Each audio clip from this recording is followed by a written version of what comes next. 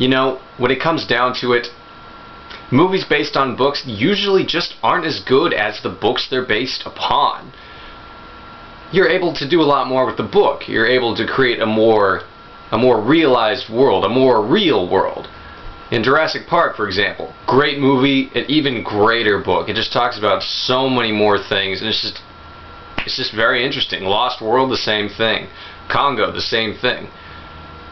But unfortunately, there are some movies that are just better than their books, and I have found one, the exception that proves the rule. And you know what it is?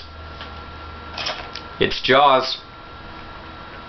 I mean, Jaws the movie is a phenomenon. Let's talk about it for just a second. Jaws the movie is a very, very important movie for 3 or 4 big reasons. First of all, what's the name on the directing credit? Let's see here. Steven Spielberg. This jump-started the career of Steven Spielberg, who would go on to direct many, many more very popular and very good films. It's very important for that reason. Reason number 2, John Williams. Possibly the most famous name in movie scores. This again jump-started his career with that very simple thing. It also basically started the summer movie in just the way movies were distributed and advertised before they would be distributed, you know, to a few limited cities. And as word of mouth grew, they would send more movie reels to different cities, etc. Depending on how popular it is. This was like the first big movie with like a national campaign and just distributing over the entire country, and that was big. It made over $1 million, which at the time was crazy, and just basically started the summer movie. Star Wars, which came out 2 years later, would cement that. Now, there are some key differences in the book, and if you know anything about the production of Jaws, you know that the writing credits are kind of hazy. Peter Benchley was signed on to do some scripts, but the movie producers and director were never really satisfied with any of those scripts. You see, Peter Benchley's book has a lot more going on, which kind of could ultimately detract from the movie that was produced. Now, the book, which this is Jaws, the Beast, and Garcia Cortez, but the book has some subplots which aren't necessarily adding to the basic story of shark versus man. I mean, there are some subplots that go on in the Jaws movie, but for example, the basic one that I didn't like, and you know, the creators didn't either, which is why it's not in the eventual movie, and probably one of the reasons why Peter Benchley bowed out of the film. He does have a cameo appearance, but he's not the main person behind the final draft of the script. Anyway, that subplot is actually an affair between Chief Brody's wife and the biologist played by Richard Dreyfuss in the movie. Yeah, they have an affair, and it kind of just makes the whole thing weird. Like, when this goes on, because of it, you really don't like the wife, you really don't like the biologist, and it just takes away from it. Now, some of the deaths are quite different in the movie compared to the book as well. Quint, who is basically, you know, Captain Ahab of Jaws, has a similar death to Captain Ahab in the book Moby Dick.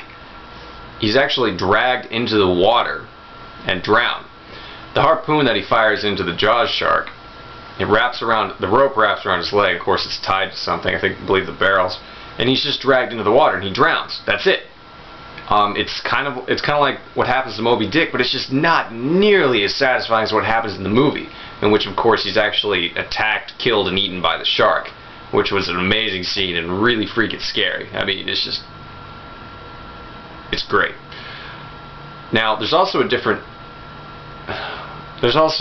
in the death of the shark, and I just thought about it and was so disappointed once again, but I'll get to that in a sec. The biologist actually dies in the book. During the scene with the cage attack, when the shark breaks through the cage, I mean, he pretty much eats him right there. That's it. He just gets him. Now, in the movie, obviously, he gets away. And in fact, it was planned that the biologist would die right then. If you remember the movie, he pretty much hides and only shows up at the very end of the film anyway. But basically, when they were filming the live action shark footage, they've got, a small cage, a small diver, whatever. It was filmed by Ron and Valerie Taylor. Now, when they filmed that, they had some great footage of the shark destroying the cage, but there wasn't anyone in it. I mean, basically the shark got trapped and just ripped apart the cage, and that was it for the filming of it. So they decided to change the ending a little bit to allow the biologist to survive. It doesn't really change the film that much, and it makes some good use of the footage that they were able to get. Not a big deal. The thing that really just gets my goat is at the end of the film, the way the shark dies. It dies in the book as well, but here's basically what happens. The ship's sinking, Quint is dead, the biologist is dead, Hooper. Chief Brody is just sitting there it's basically the same. He's sitting there on top of the boat waiting for the shark to come. He doesn't have a gun. He doesn't have anything. He's just screwed. The shark is coming. He's like closing his eyes, screaming. He's like, doo, doo, doo, doo, doo, and the shark's that far away. That's it. The shark just dies. It dies from an earlier inflicted harpoon wound, sinks into the ocean with Quint's dead body trailing after it, and that's it. How anticlimactic. The shark just dies.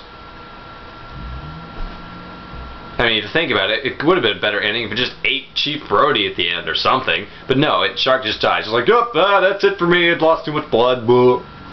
Ugh. I mean, the ending of Spielberg's movie where he kind of blows up is kind of ridiculous, but it's satisfying. It's like, yeah, explosions, boom, hero survives, seagulls eat the carcass. But no. In the book, it's like, nah. I mean, I love Peter Benchley. I like his books, but man, that's just Spielberg totally improved, or Spielberg and the writers totally improved on the ending of the movie with that. Spielberg's known to kind of defy logic sometimes with some of the things that happens in this movie, but it's usually for a greater effect, a big explosion or a cool scene. That's the perfect example of that in the ending of Jaws. But man, I mean, I just prefer Jaws the movie, You got Quint's whole big monologue about the USS Indianapolis, which I don't believe is in the book. It's just I just prefer the movie. If you got an opinion on it, if you like the book compared to the movie, or I got something wrong, go ahead and leave me a comment down there in the comment section.